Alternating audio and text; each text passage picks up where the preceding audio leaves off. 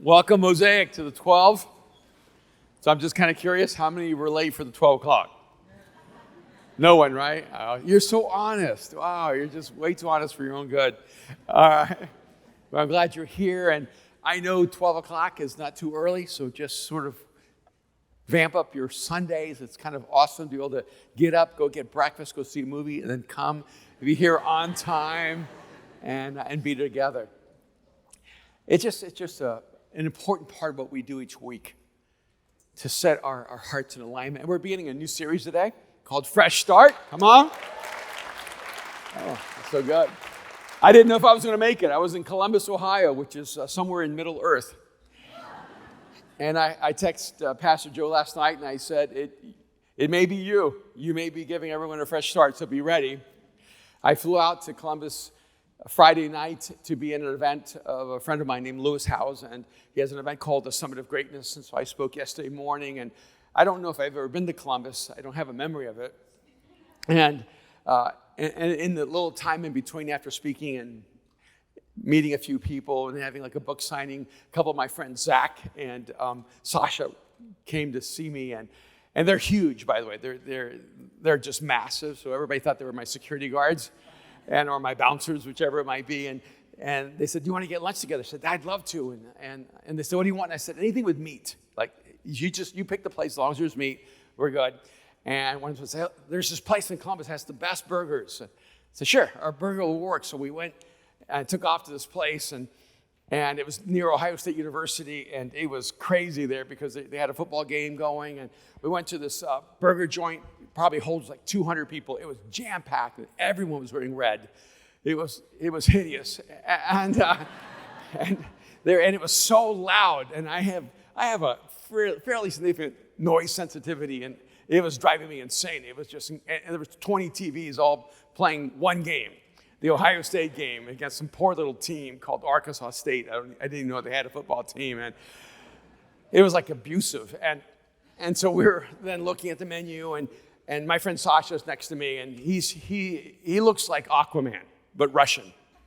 And so he orders a cheeseburger, double meat, because he needs an immense amount of protein to sustain his size. And so I ordered just a cheeseburger, one patty to sustain my size. And then after a little while, the food finally came, and they put down his food, and my friend Zach and his wife and me. And I looked at Sasha's plate, and I noticed that his burger only had one patty. I thought, oh, they forgot the second patty. And then they put my plate down, and I know I should have thought to myself, oh, maybe they made a mistake and gave me his double patty. But I didn't think that. I hoped that. But then I looked at my burger, and I was just about to take a bite, and it just didn't weigh right. You know, if you ever just, felt something like it doesn't feel right. So right before I took a bite, I opened it up, and there was no burger. There was no meat at all. And I thought, wow, they reduced his by one. They reduced mine by one, but my one is none. And it had everything else. It had all the lettuce and tomatoes and pickles, even like bacon. Somebody went through the effort of putting the bacon on the non-burger. And so, we called someone over and said, hey, my burger is missing something rather significant. It's missing the burger. And it's like, I don't know how that happened. And of course, they took it to the back and had to wait a little while. And they brought Sasha an extra patty, which he just sort of ate on the side. And I started thinking about how I wonder how many of us have come out of this pandemic and out of this quarantine, out of this season in our lives with this sense that something was missing. But it's not something secondary, not something supplemental. It's something essential, that the meat is actually missing in your life. And what's interesting to me is that we have this sort of social phenomenon where people have really mourned what they've lost but don't want it back.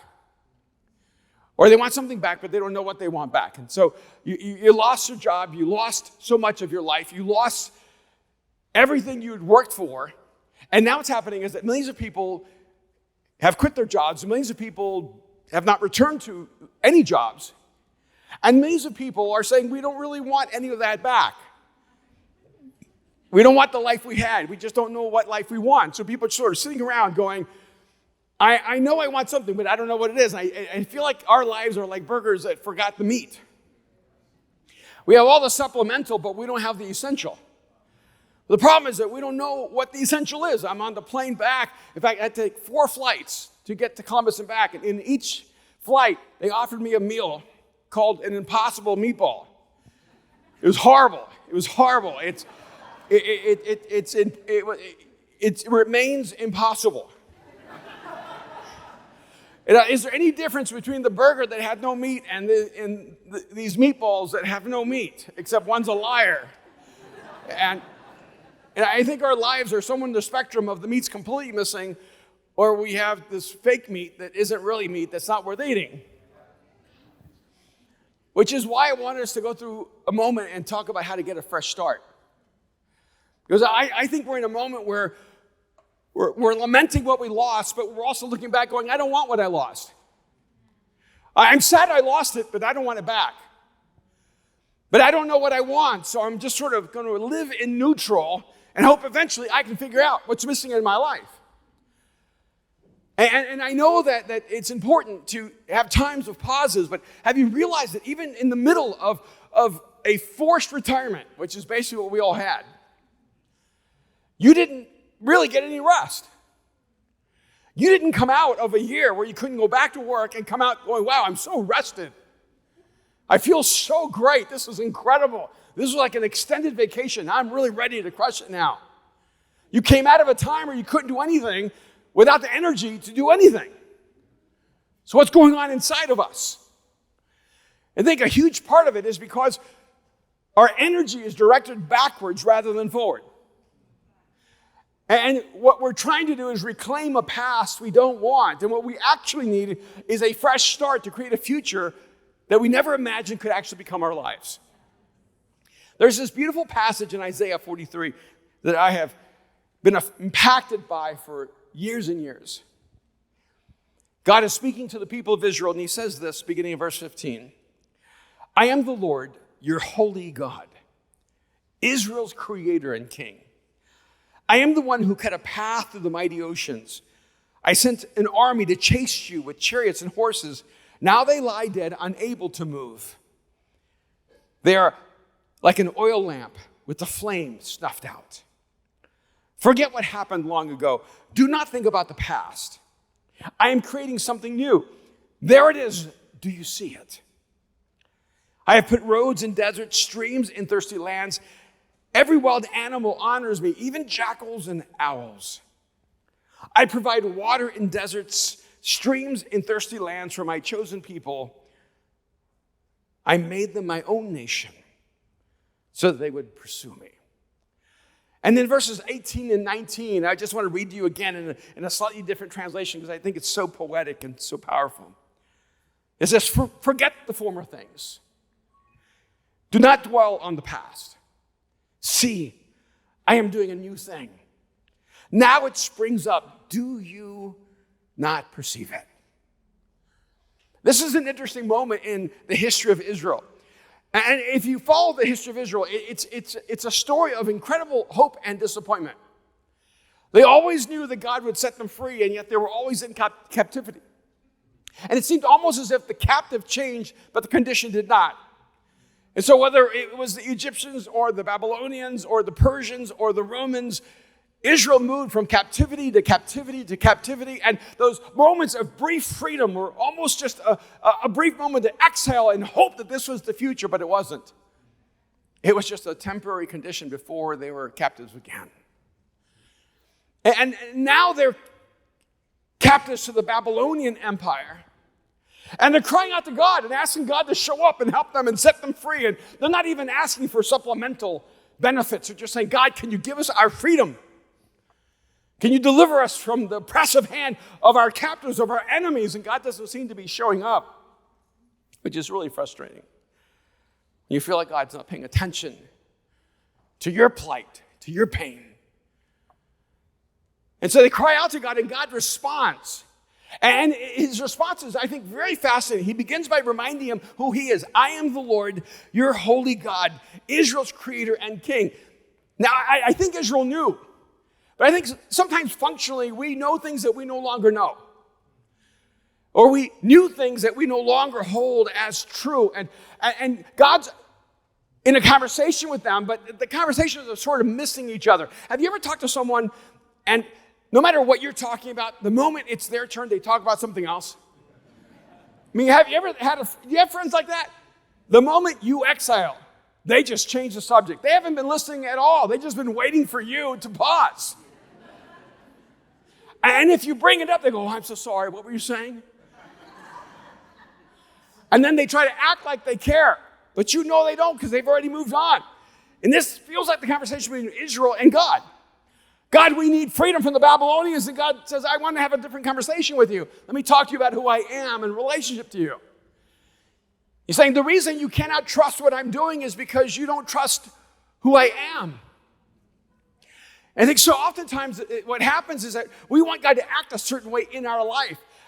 And the way we perceive God acting in our life is the way that we define God in his personhood. Things aren't working out the way I want, so God cannot be who I thought he was. Things aren't working out well, so God cannot be good. It was interesting at this event yesterday, which was really phenomenal, by the way, and to be there with Lewis at the summit. And I knew that most of the people in that space were not people who were followers of Jesus, but there was a highly spiritual environment in many ways. It was high frequency, a lot of vibrations.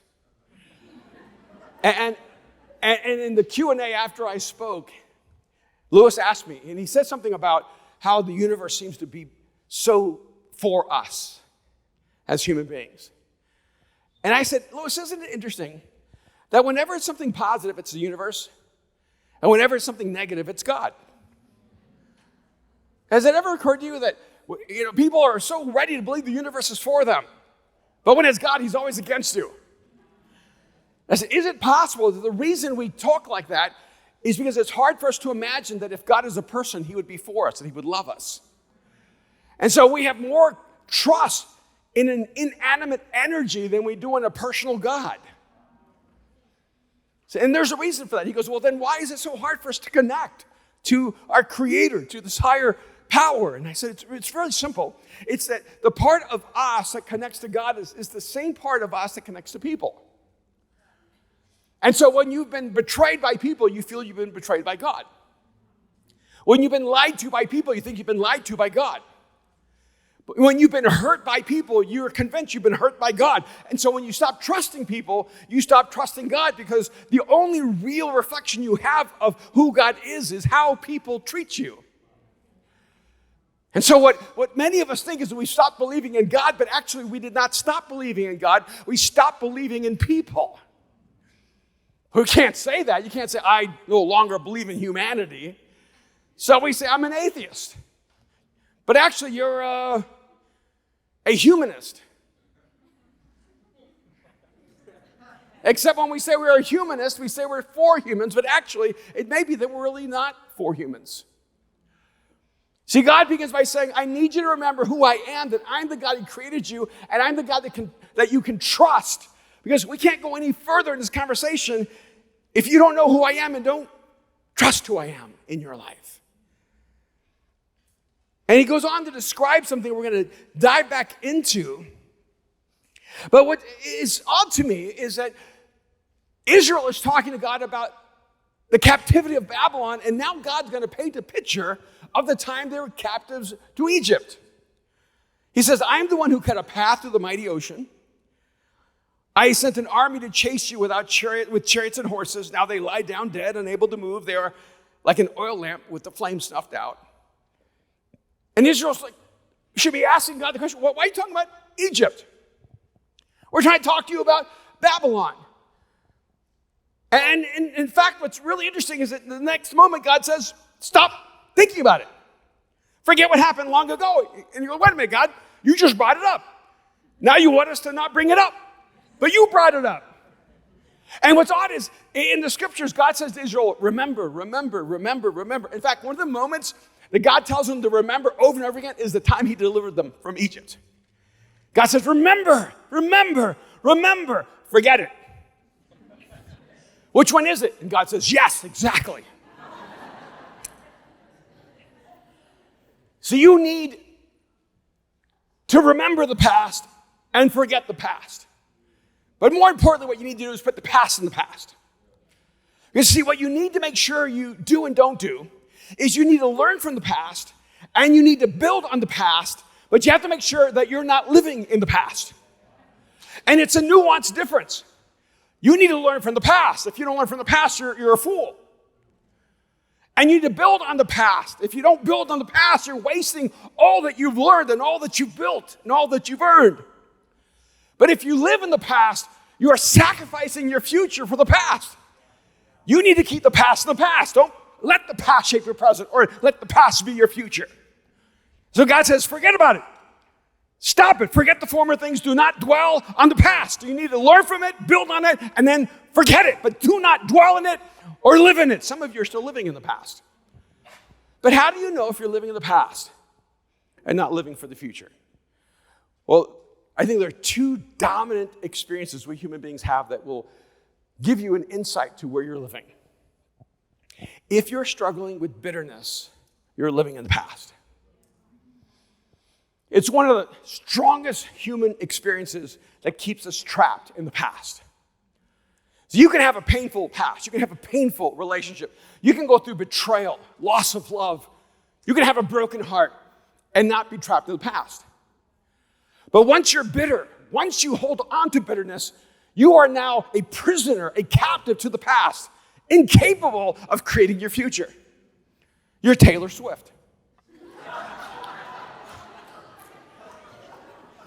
I don't even know much about country music, all right? But it seems like I know a lot about Taylor Swift and everyone she ever dated. Would she have a career if she didn't have people she used to date?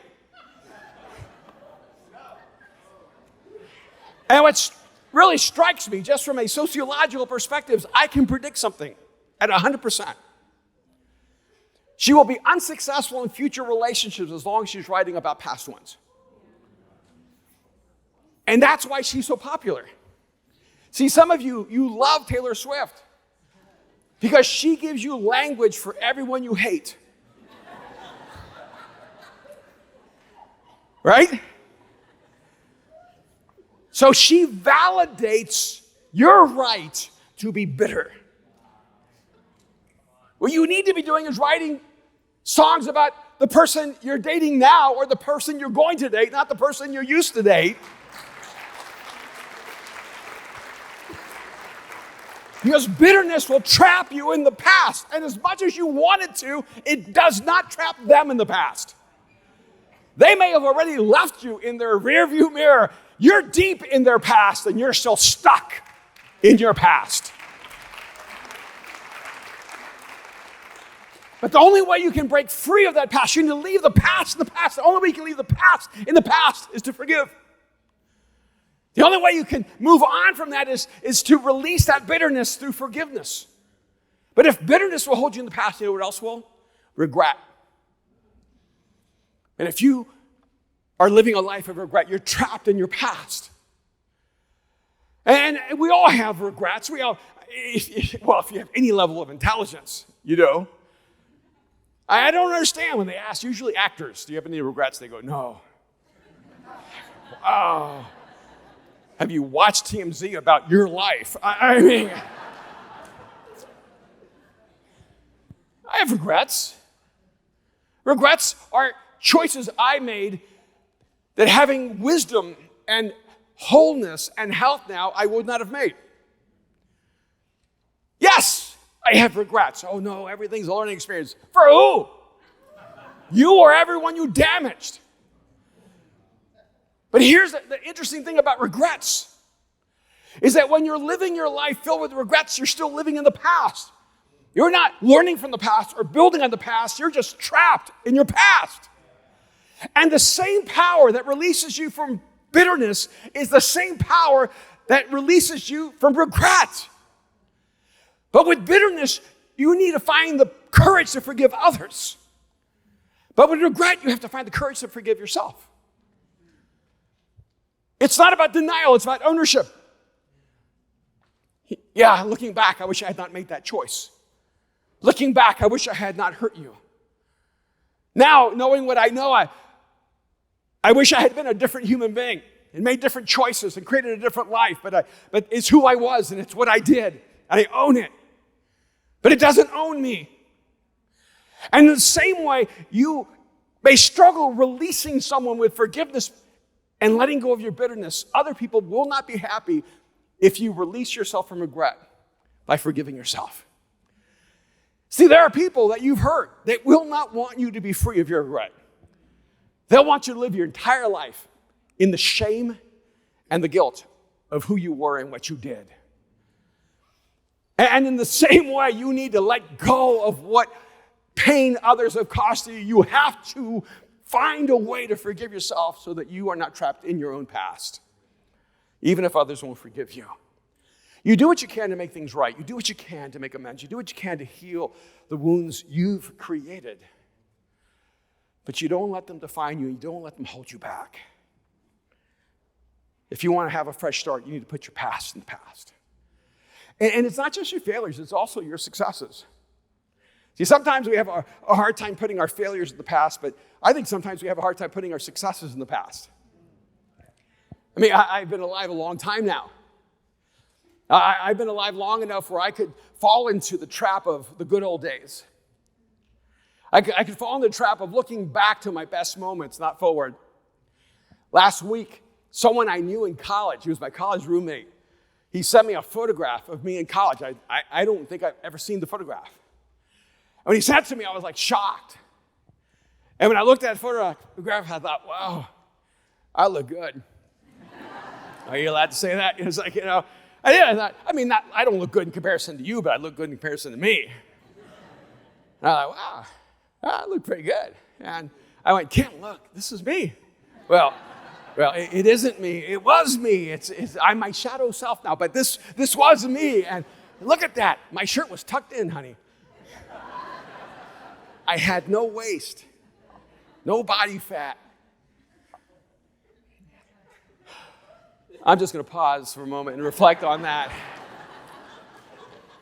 And it would be so easy to live my life looking back at my best moments. But you have to put the past in the past. You have to put your failures in the past. You have to put your successes in the past. And whatever you were doing, whatever you were succeeding at or failing at before the world turned upside down, whoever you were and whatever your life looked like, you just need to put the past in the past. Stop trying to reclaim what you lost. And start trying to claim what is yet to be found. It's time for a fresh start. Stop talking to your friends about what you lost when the world changed. Stop talking about the career you had, the job you had, the girlfriend you had, the boyfriend you had, the dreams you had. Stop talking about the past and start talking about the future.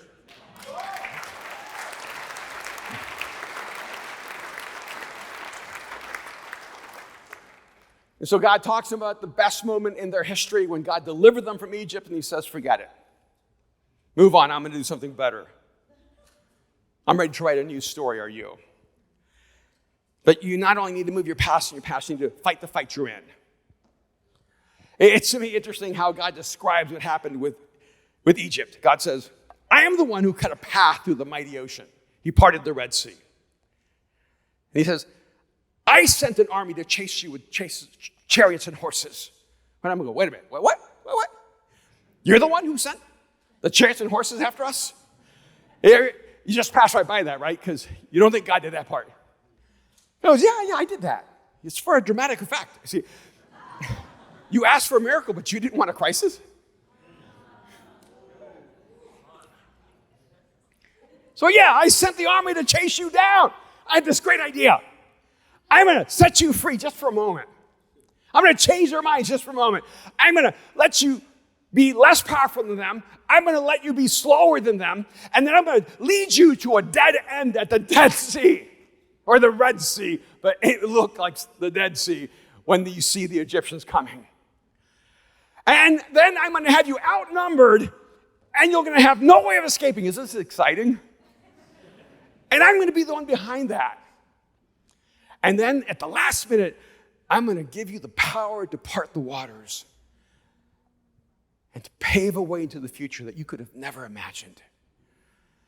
And then I'm going to let you open up those waters just long enough for my people to be free, and I'm going to swallow up your enemies as they intend to destroy you. I will snuff out violence in an instant. But you need to stop fighting that fight. The imagery from God, he says, oh, by the way, now they lie dead. Okay, got it. Unable to move. That's usually what happens with dead people. And they are like an oil lamp with a flame snuffed out. It's as if God has to keep giving them different images. They're dead. They're dead. They're dead. Stop fighting that fight. Some of you are still fighting a fight that is ended. You're still fighting a fight against an old boyfriend or old girlfriend or old boss or old crisis or an old dream. And you need to leave that fight in the past, because as long as you're using all your energy to fight the past, you don't have the energy to fight for the future. I remember in college, I had a friend, and she was an equestrian. And so we would go out to a ranch that she had access to horses, and she taught me how to do open jumpers and run obstacles and how to move through forests and fox hunting. It was so much fun. And one day she invited us, a group of us, to go to her home. And we went to her house. There were paintings everywhere. I mean, really interesting, powerful paintings. But all the paintings were the same. All the paintings were of war, of battleships, of explosions at sea. They were all paintings that were depictions of moments in World War II. And I asked her, I said, where did you guys get these paintings? I mean, they're powerful and striking, but they all seem to have the same theme. And she said, oh no, all those paintings were painted by my dad. She said, they're all paintings by my father was an artist.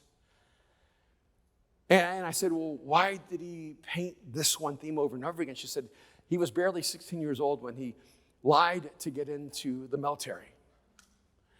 And he went to World War II before he was even an adult. He was big for his age, so they didn't know he was too young. And he experienced as a young boy what no man should ever experience. And so when he came back, he was traumatized and never was the same. And then as an artist, he just kept painting what he kept seeing. He kept translating on the canvas what was haunting him in his imagination and his memories. And it was so intense that he would hear the bombs dropping in the middle of the night. He would grab my mom and throw her off the bed and throw her on the ground and jump on top of her to protect her from the bombs. His PTSD was so intense that he would vividly relive those battles and that war over and over and over again until one day he took a gun and ended his life. Because he could not win the war that raged within him. See, when they sent him home from the Pacific, the war was not over for him, because the war was not outside of him, it was inside of him. You cannot win a war against shadows. You cannot win a war against your memories. And let me just tell you this is something I know really personally. Is that from my earliest memories, I've had this psychological anomaly where I have nightmares that consume me, and they stay with me when I wake up, and I'm wide awake, and the nightmares are still there, and I cannot shake myself out of the nightmares. And you cannot know how traumatizing it is for my family when they see me walking down a hallway in a hotel, and I'm in another world, and it's always a nightmare, not a dream. I've died 1,000 times. I've experienced this trauma of dying in these experiences over and over and over and over again, and it's so exhausting. There's an EpiPen under my bed where my wife Kim has it ready in case I literally begin to die in my nightmare and it become a reality in my physical space. I've never been in a situation where anyone was a greater threat to my life than me. And it's been a war that I cannot win. You cannot win a war that you're not in. And you need to make sure you fight the fight you're in right now. So as long as you're living in regret, all your dreams and imagination are focused on the past rather than the future. All your energy is being consumed by what you've lost and what you can create. And some of you need to stop in this moment and ask yourself, what's the real fight that I'm in right now? What's the fight I need to fight right now? What's the first choice you need to make right now to become the person you long to become? See, what's the first choice, the first courageous act that you need to engage in right now that will create the future that only exists in your dreams? Are you going to wait all of your life passively by hoping someone else will fix your life? Or will you have the courage to get in the fight and fight for yourself? See, God's already fighting for you. But the tragedy is when God is fighting for you, but you've already surrendered. You need to fight the fight you're in. You need to get up every day and decide, I'm going to fight for my life. I'm going to fight for my future. I'm going to fight for my friends. I'm going to fight for this planet. I'm going to fight for humanity. I'm going to fight for the future.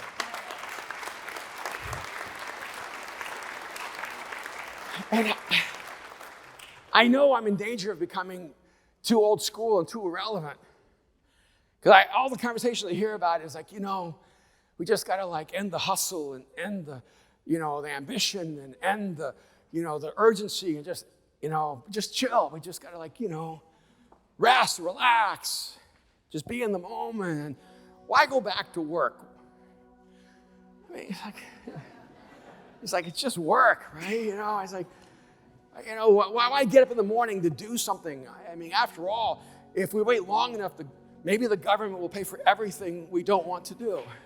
And we just keep looking for someone else to give us a handout, to help us live in a state of mediocrity, to sustain the status quo. And I know I'm supposed to tell you it's okay. Just be, just chill, just enjoy, just relax. But let me tell you something. Life is short. You never get the minutes back. You never get the hours back. You never get the days back. You don't get the weeks back or the months or the years. And maybe just for a moment, listen to someone who's lived longer than you. Life is really short. And you don't get it back. And every moment you just exist was a moment you did not choose to live. So I get it. Change your priorities. It's not about the raise, and it's not about the promotion. It's not about more money. It's not about the car, the house, the plane, the stuff, the bling. It's not about that. But how about get up in the morning and say, I'm going to make a difference in the world? How about get up in the morning and say, I'm just going to make this world a little better. I'm going to live my life in such a way that I can solve someone else's problem. I can put food on someone else's table. I can actually help someone else have a place to live. I can make a difference in this world. So if you're not ambitious for you, could you just find some ambition to make the world better?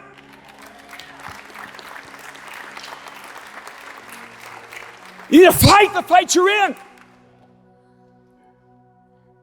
And there is a fight for the future. There's a fight for humanity. And there are people who are less powerful than you. There are people who are more powerless than you, who need you to get up with courage and strength and say, I'm going to just move the needle a little bit toward making the world better. If not for myself, for someone else. But I want you to be in the fight for you. Stop believing you can't be more. Stop convincing yourself this is all there is. Stop convincing yourself you don't have enough talent or intelligence or gifting. Stop believing the lie that you have to settle for average and mediocrity and the status quo. Be the anomaly. It's like, well, we're in a recession. That's all people talk about. Well, I refuse to recede.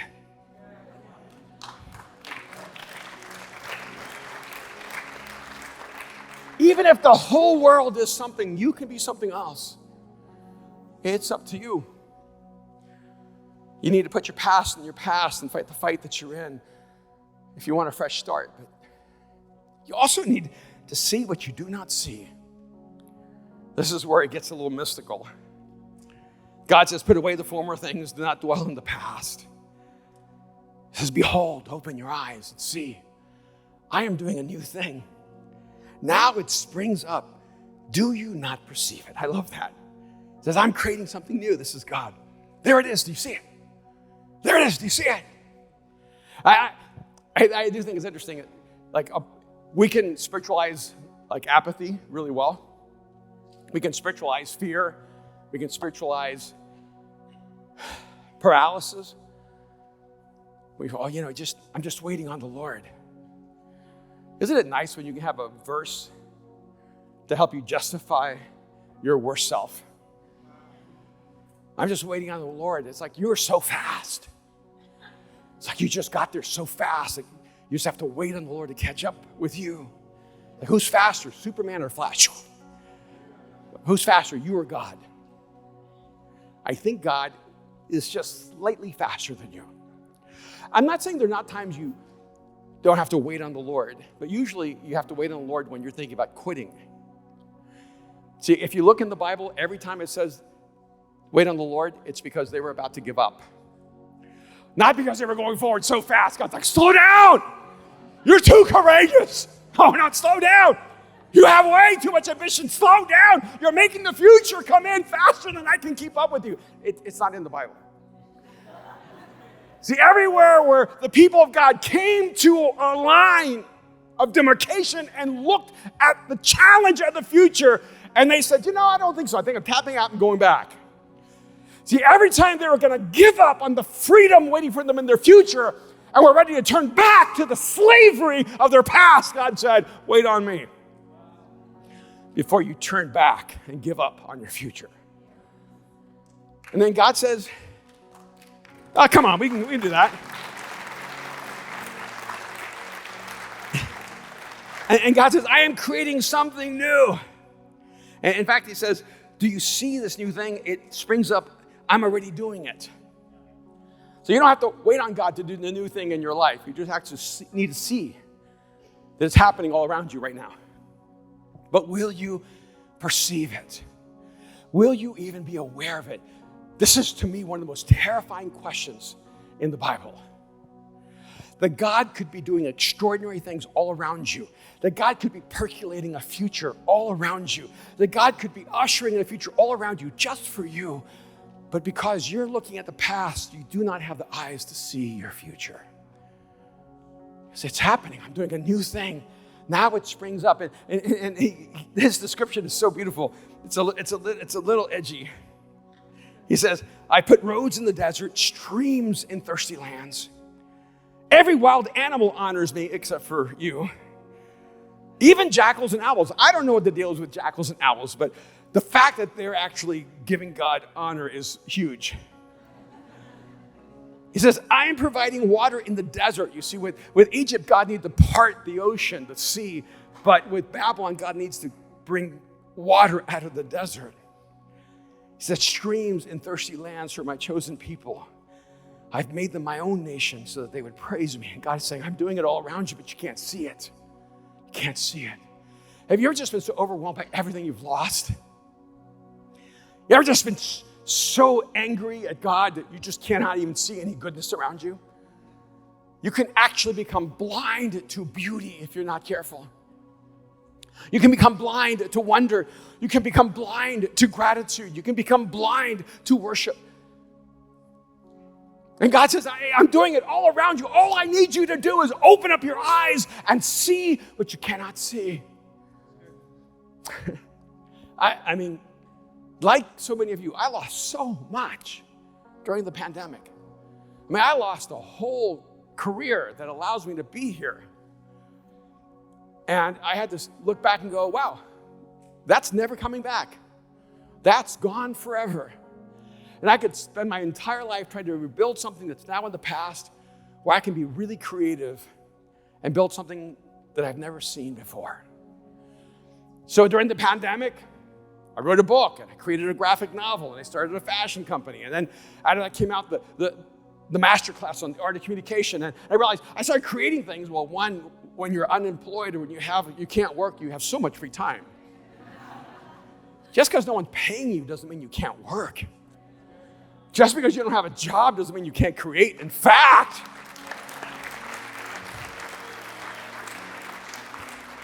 if no one wants you right now, if no one has a position for you, consider that God's way of going, I need you to be focused on creating something you've never imagined before. But you need to see what you cannot see.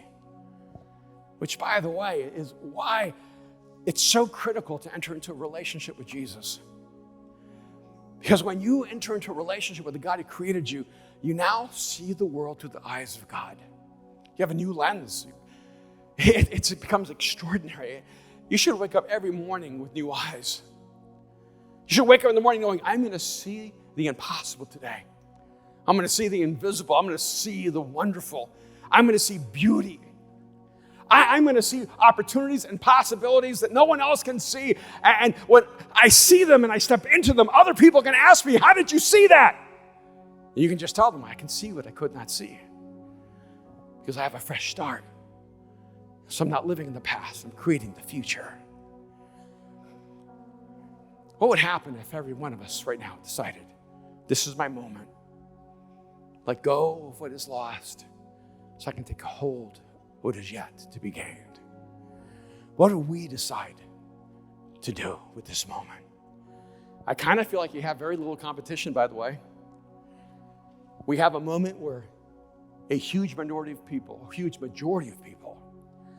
are like, well, there's nothing I can do to make the world better. I'm not really ambitious to engage at a high level. I'd like to get paid more to do less. This is your moment. You want to create the future? You have so little competition. You want to make a difference in the world? You have so little competition.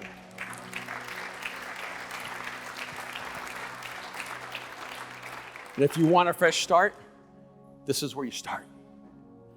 God stepped into human history, took on flesh and blood, walked among us, died on a cross. If you're unfamiliar, his name was Jesus. He rose from the dead so that all of us would have a new beginning, so that all of us could have a new chapter, so that all of us could have a fresh start. The moment we're done living in the past and we're ready to create the future. Would you just bow your heads with me just for a moment?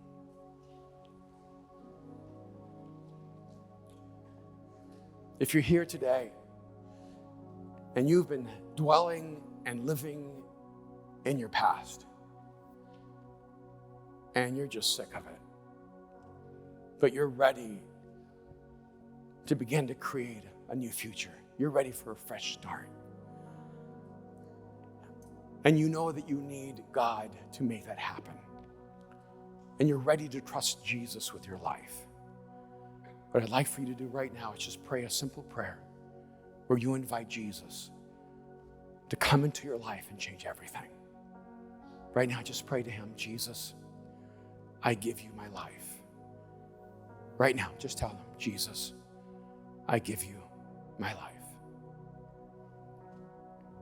Jesus, I give you my life.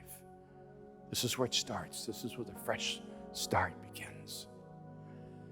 If this is your moment, if in this moment you're crossing the line of faith and you opened up your heart to Jesus and you prayed this simple prayer, Jesus, I give you my life, I want to pray for you.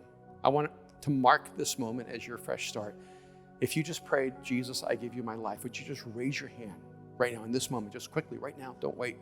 The fresh start needs to happen now. Beautiful, wonderful, so many. Father, I thank you for every single man and woman in this room who in this moment has opened up their life to you, Jesus. I pray that this would be the defining moment of their story, that this would be the fresh start where everything begins anew. I pray that they would put their past in their past, that they would fight the fight they're in, and they would see what they could not see. I pray that you would open their eyes to see the wonder and beauty all around them through the eyes of faith. We pray in Jesus' name. Amen. Can we just thank God for all those who are responding to him right now? Beautiful. All right, guys. This is what it feels like to have great air conditioning. I'm not going to sweat like this if you're not going to apply these messages in your life. So this is what I want you to do this week. I want you to make a commitment for the next 6 days, 7 days, if you can handle it, all the way to Sunday. I want you to wake up every morning, and the moment you open your eyes, I want you to go, I have new eyes. I have new eyes to see opportunity. I have new eyes to see possibilities. I have new eyes to see beauty. I have new eyes to see wonder. I have new eyes to see God. I see new eyes to see his fingerprints all over my life. I have new eyes to see his movement and activity all around me. I have new eyes to see my future. I have new eyes to see myself. Right now, just say, I have new eyes. Say it again, I have new eyes. Will you commit with me for the next week? Wake up in the morning and go, I have new eyes. And if you'll do that and begin your day like that, by the end of the night, I want you to look back on the day and celebrate the beauty and wonder you've seen. Have a moment of gratitude going, God, thank you for letting me see this. You should wake up every morning going, I can't believe I get to live this life.